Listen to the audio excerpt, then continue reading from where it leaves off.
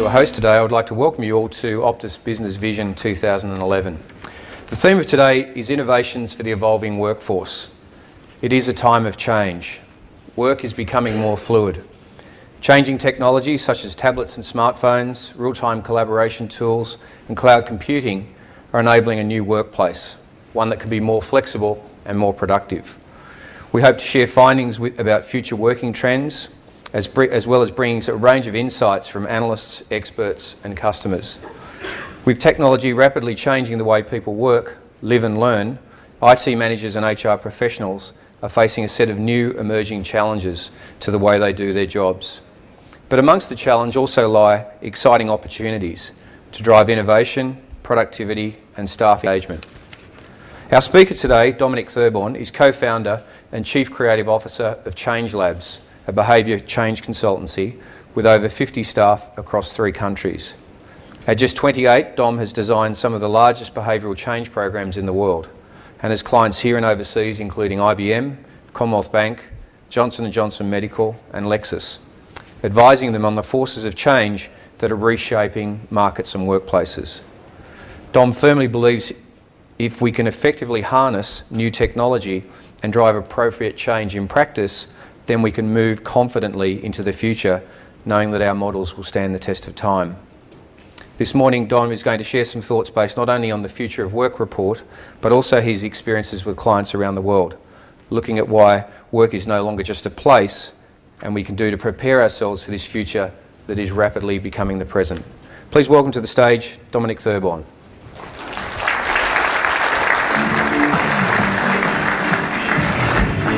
Yeah, nice. Thank you very much indeed, Rob. Just an unreal pleasure to be here this morning, because this has got to be like my favourite topic right now, looking at the kind of conceptions of what work might look like, not 30 or 40 years down the track, but I honestly think in kind of the next 4 or 5, if not in many places, kind of right now as well, based on just some of the great work in the Future at Work report. To sort of put this in context though, there's always a bit of an inherent danger looking at the future of work and trying to trend cast what the current technological trends are going to mean for the organisations we work in and help to run. There's a few risks with that. In 1901, the then Mayor of London tried to do basically exactly the same thing, but instead of looking at the future of work, looking at the future of the city. And what he did was he got the kind of best and brightest minds in all the realm to come into London for a couple of days to answer the question, if we're going to be a world-leading city in 1925, what are the top 2 or 3 challenges that we're going to have to overcome? And he asked, you know, all the great politicians and technocrats and academics and captains of industry, if we're going to make London just a world-leading city, what challenges will we need to face? And they wrote an executive summary of their strategic plan for the City of London. And in the executive summary, they identified what they saw in 1901 as the 3 biggest challenges they would need to overcome. What do you reckon was on the list of the top 3 challenges? This is the bit where you have to participate, by the way. What top 3 challenges for the City of London in 1901? Yeah, just shout them out. Population growth. Who'd want to live in London? Questions? Yep. Transport, getting people around, no question. Sewage, sorry? Yeah, sanitation, public health. At the Australian Property Institute in Perth, I kid you not, I asked this question and someone said, the Germans? Fail. If only. Transport was it was number 1, 2 and 3 on the list. So, in 1901, the best and brightest minds in all the land came together and predicted that the number 1 challenge the City of London would need to meet and overcome was they would need to find 1 million new horses to carry people around by 1925. Now, if 1 million horses is challenge number 1, what's challenge number 2? Yeah, I use the term number 2 sort of advisedly here, right? Like, challenge number 2 is how do you clean up after 1 million new horses? And challenge 3, believe it or not, was housing. It was how do you house 1 million horses close enough to the city that people can use them to get around, but not so close that no actual people can afford to live in the city anymore because you drive up property price values. So, my question, how relevant was that plan? How relevant was that plan by 1925? Little bit, yeah. I believe the technical term is not relevant at all, right? Why? Yeah, the invention of, I honked. The invention of the, won't do that again next week. The invention of the automobile completely threw their plan for horses out the window, right? And Harvard Business Review wrote a case study of this as a failure of planning. Did anyone read HBR?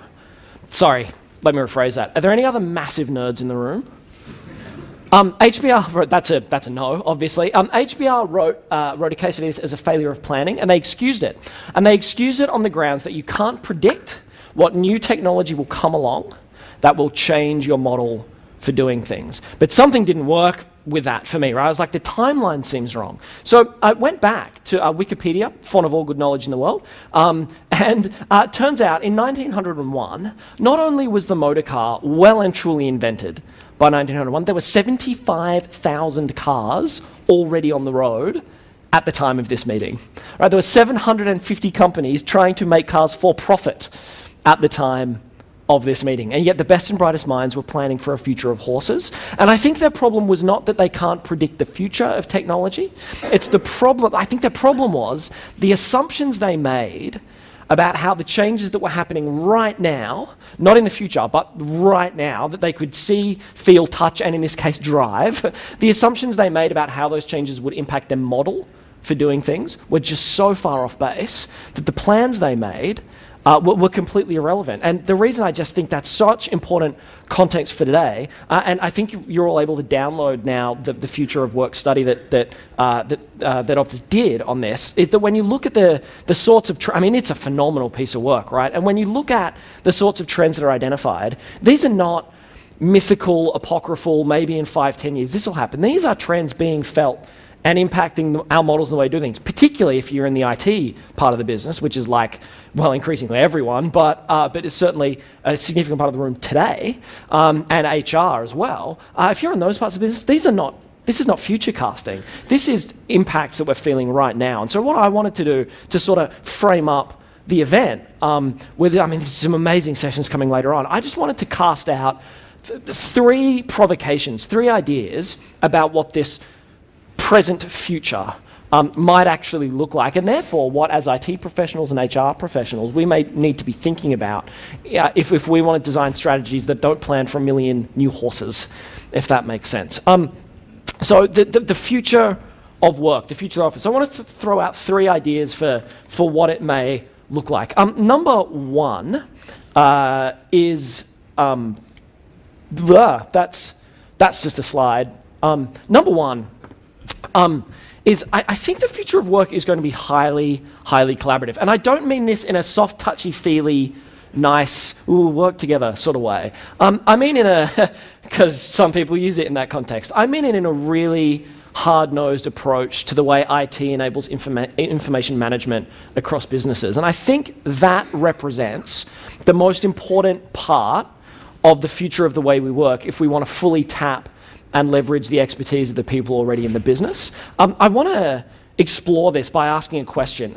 Since I came across this case study, it's actually something I talked about this morning as well. One of the few bits of the couple of presentations I've been doing today that really kind of cross over. I want to start by asking a question about collaboration and about innovation in business. Since I came across this case study, by way of full disclosure, I have not slept properly. So I apologize if you don't have the same problem, because I've been kept awake asking myself a question. And the question is this. My question is, how did Sony manage to not invent the iPod? Because when you think about it, it's a pretty big achievement for them to kind of miss that one, given where Sony was at as an organization at around the time they mentioned. So let me ask you a question. At the turn of the decade, turn of the millennium, as a business, what did Sony own? Music? Yep, world's largest music studio. What else? The Walkman, which my parents have told me about. It was like this big and filling his shoulder. And after that, the Discman as well.